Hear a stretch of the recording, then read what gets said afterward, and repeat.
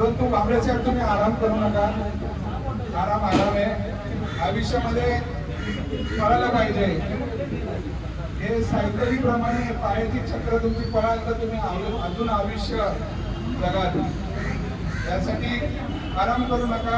आराम तुमचं झालेल्या नंतर गावी निवांत आयुष्य जगा. इकडे देखील लक्ष द्या. मुंबईकडे आपल्या सरकारला देखील भेटत जा. आमच्या सरकारला भेटत जा.